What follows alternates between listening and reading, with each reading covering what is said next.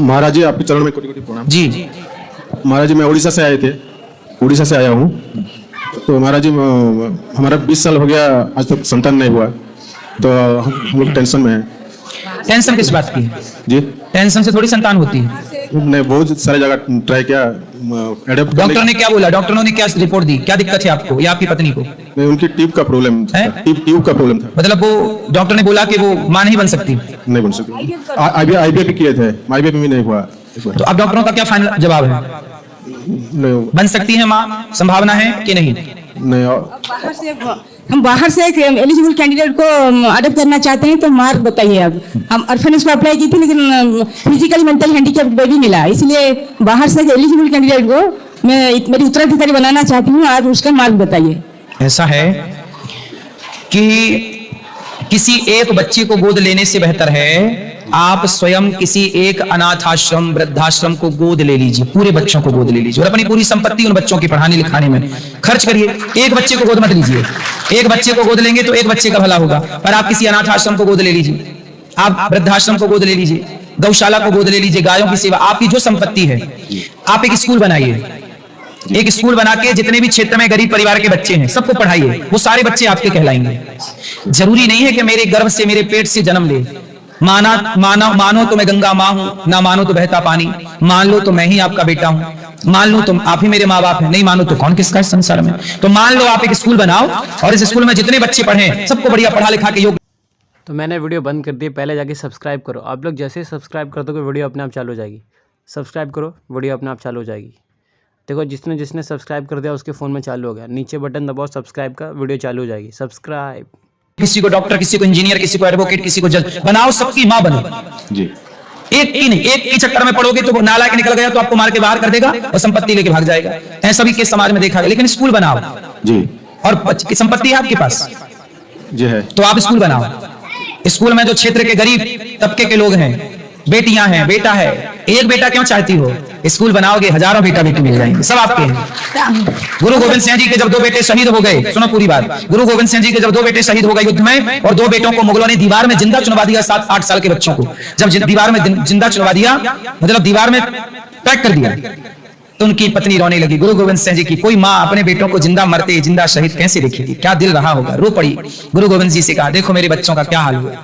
तब गुरु गोविंद जी ने उसके आंसू पोंछते हुए कहा अपनी पत्नी को, अरे भाग्यवान, क्यों रोती है? तेरे 4 बेटे गए हैं ना, अभी देख ये जितने लोग यहाँ खड़े बैठे दिख रहे हैं सब तेरे ही तो बेटे हैं, तेरे ही तो हैं, तो सब में मेरा है। ये सब बच्चे, छोटे जितने बच्चे सब अपने बच्चे हैं। क्या तेरा, क्या मेरा, सब मेरे हैं।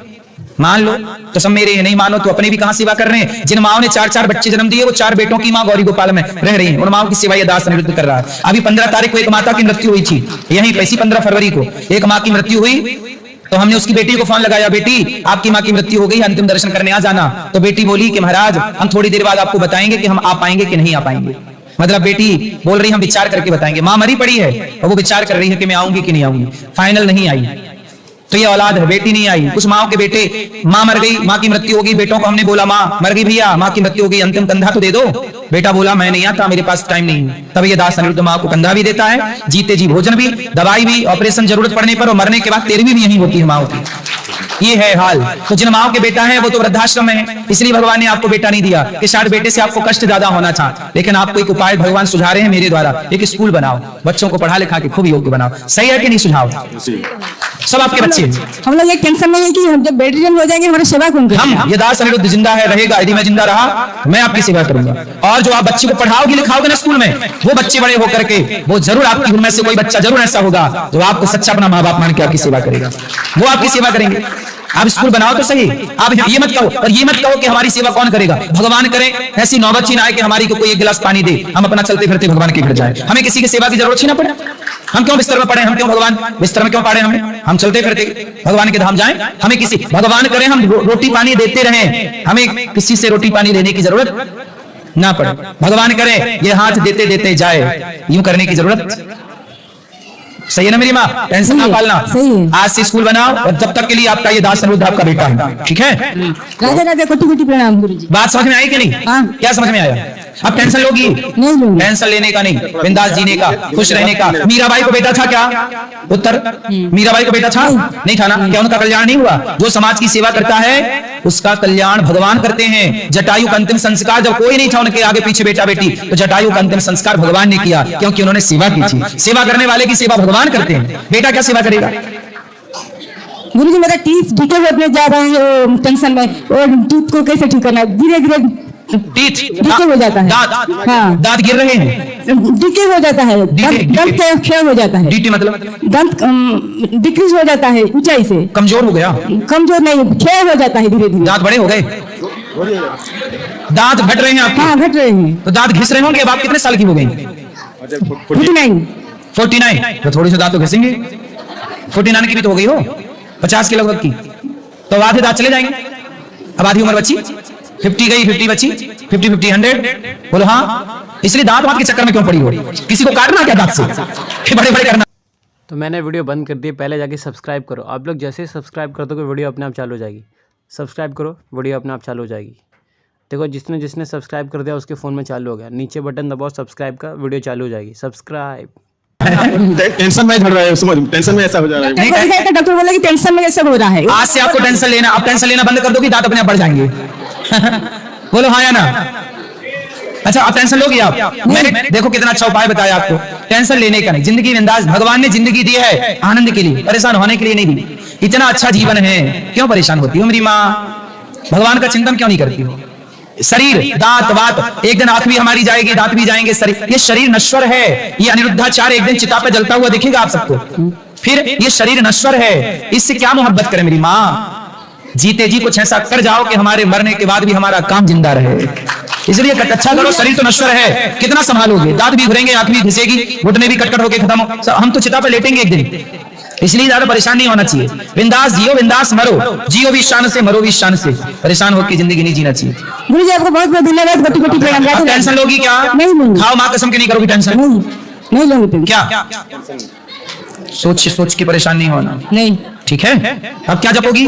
श्रीमन्नारायण, राधे राधे श्रीमन। और स्कूल बनाना है। आप स्कूल की नींव रखो, बढ़िया स्कूल बनाओ, बढ़िया सेवा करो। पढ़ी लिखी हो आप? हाँ तो आप चलाना स्कूल, 2-4 टीचर हायर कर लेना, पढ़ाना मस्त बच्चों को, पढ़ा लिखा के योग, उनसे प्यार करना। मेरे बच्चे सब कुछ, सारे बच्चे मेरे, सारी बच्चियां मेरी, ठीक है? ठीक है।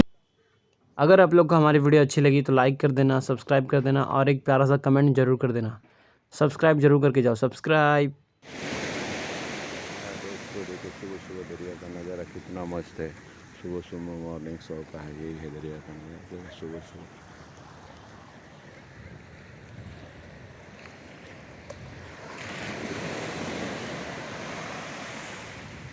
ये है सुबह सुबह दरिया का नज़ारा, देखो मॉर्निंग शो कितना मस्त नज़ारा है सुबह सुबह। इतना लोग आते हैं सब एक्सरसाइज करने के लिए, जॉगिंग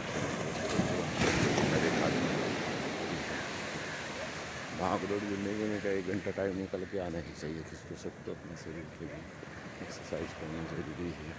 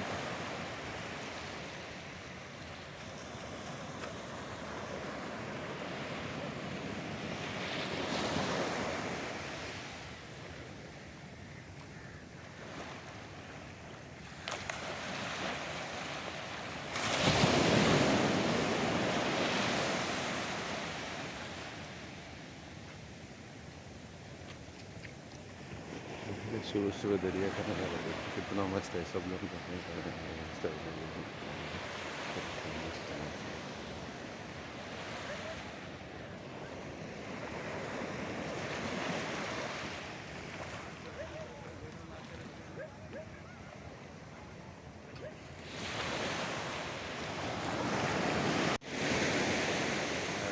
देखो सुबह सुबह दरिया का नज़ारा कितना मस्त है।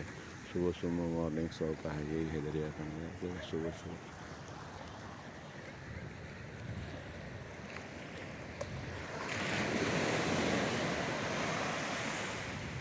ये है सुबह सुबह दरिया का नज़ारा देखो, मॉर्निंग शो कितना मस्त नज़ारा है सुबह सुबह। इतना लोग आते हैं सब एक्सरसाइज करने के लिए, जॉगिंग भाग दौड़ जिंदगी में का 1 घंटा टाइम निकल के आना ही चाहिए, जिसको सबको अपने शरीर के लिए एक्सरसाइज करना ज़रूरी है।